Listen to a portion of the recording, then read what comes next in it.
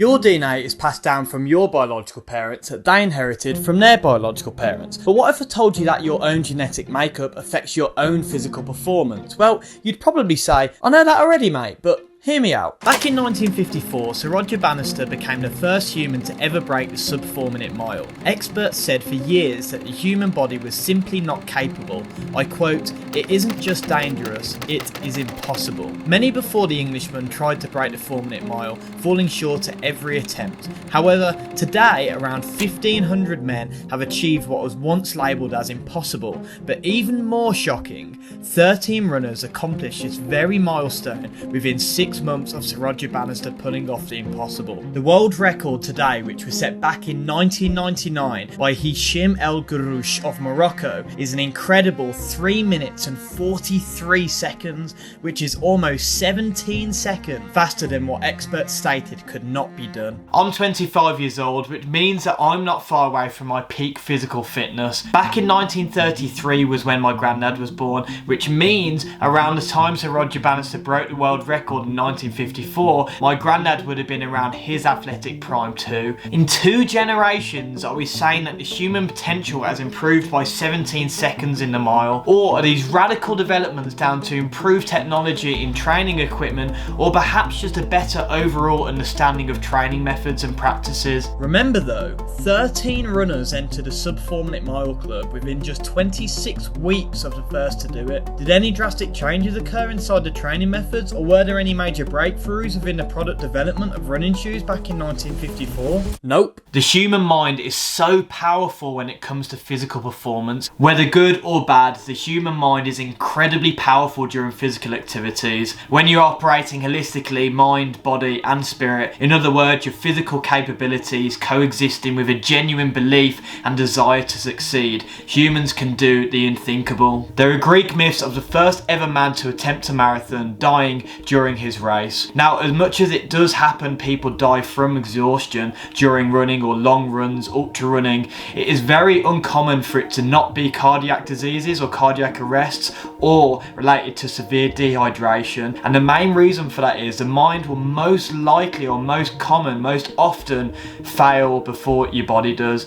So there's some people that really push these boundaries and show just what the human mind is capable of. A few names that spring to mind: David Goggins, Cameron Hanes, and another one of those people is someone called Courtney Dauwalter. Courtney Dauwalter is an ultra marathon runner, and Courtney famously won the Moab 240, which is a 240-mile race. But what I love listening to about Courtney is her mind just seems so much stronger than everyone else because she's almost just accepted the pain. Courtney famously spoke about when she was running through the woods, there's no one around her and she's hallucinating people just playing instruments to her, and she's absolutely fine with it. She said, I was just laughing, and she's the most unassuming woman you'll listen to, but I swear to God she just seems so tough mentally, and I believe this is why she's had so much success when it comes to ultra marathon running.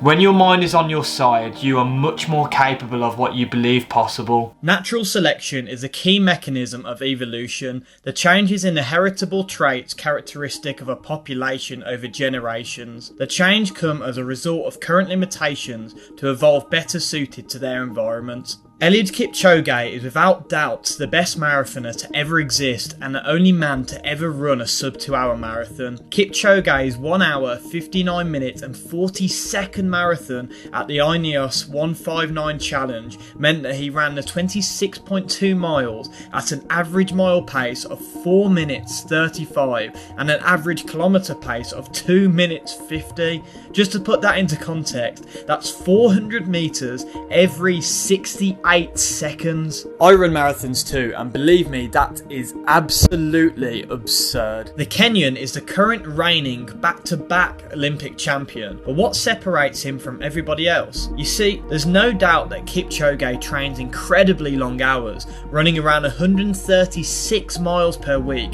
and has done consistently for years. However, at the top level, this isn't unique. In fact, he trains with a whole team of competitive runners, many of them following following the exact same protocol. Kenya, and fair to say Ethiopia too, have dominated long distance running for centuries. There are several factors that have been proposed to explain the extraordinary success of the East African distance runners, including development of a high maximal oxygen uptake. As a result of extensive running and walking from an early age, Eliud Kipchoge would have built up a great endurance, a great aerobic base, simply because he used to have to run miles just to get to school and used to have to run miles to just get water on a daily basis. Development of good metabolic based on somatotype and lower limb characteristics. I touch on Eliud Kipchoge's height and weight, but that doesn't necessarily make up for everything, because Eliud Kipchoge has hugely rangy legs in comparison to a smaller torso.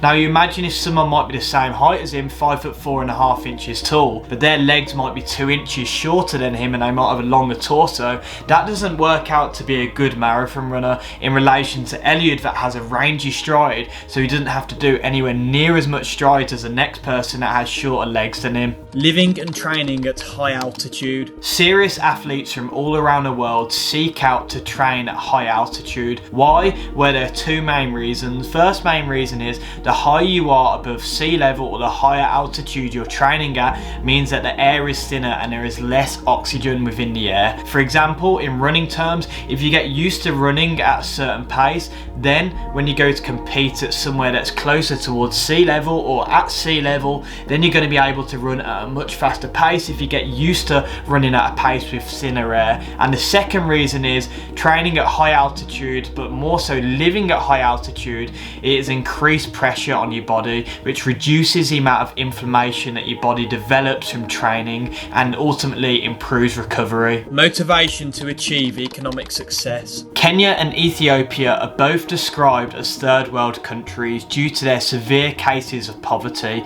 So this is one main reason why potentially young runners that have come from poverty would have that extra motivation that someone that comes from perhaps a more privileged upbringing, a first world country, because they are seeking that financial freedom, or perhaps they're seeking that financial income that then they can go and take home to feed their families and loved ones. Traditional Kenyan/Ethiopian diets. It's common knowledge that through natural selection, human skin tone has changed. The darker your skin tone will most likely mean that your ancestors have lived predominantly in warmer, hotter climates, and vice versa. Lighter, paler skin tone you have will probably mean your ancestors have majority lived in cooler climates. And this is the exact same with diet. Typically putting it wherever your ancestors are from and what food they would have been eating local to them is what food you are probably most likely able to digest as well as possible. So for example, there's huge parts of Asia that are lactose intolerant simply because they're not used to eating dairy,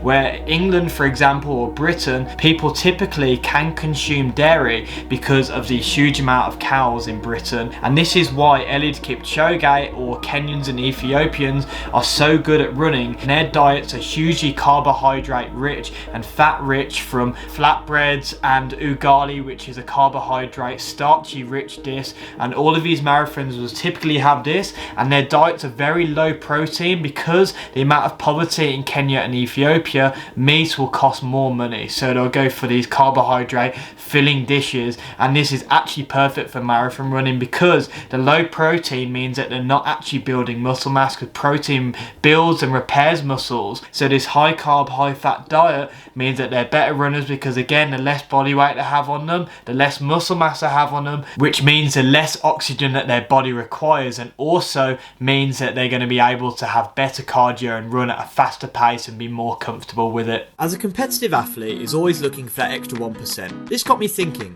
where did my ancestors call home? I did some homework and decided to seek out my heritage by registering with 23andMe to partake in their DNA test. Not a sponsor. Okay, so today is the day I spat in a tube and I've just got the email back to say that my ancestry is within my 23andMe account. So I'm going to have a little look. What I'm expecting is a lot lots of British, some Irish in there, most definitely. And I mean, that's as far as it goes. I don't really have a clue. I'm hoping for a little bit of spice. And honestly, it'd be quite nice just to be able to put a flag in my Instagram bio. Or, you know, perhaps if I arrive early for some stuff, I can just be like, well, that's just my 3% German ancestry from my maternal side. So, okay, so diving into my ancestry. Here goes.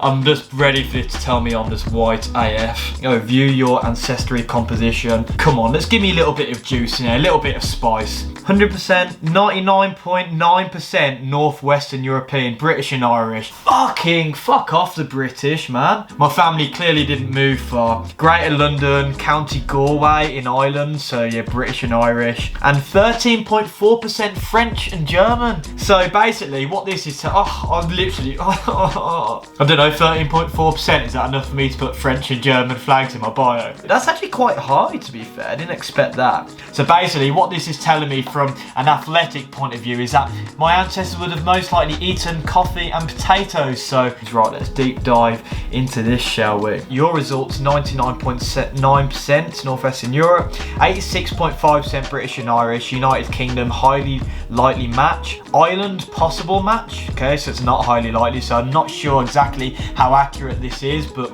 cool. French and German, 13.4%, Italian, Spanish, 0%. Oh, we've got 0% Asians. But my family didn't move far, did they? So here we go. It's a little bit gutting, honestly. But there we go. More reason to date outside of the family.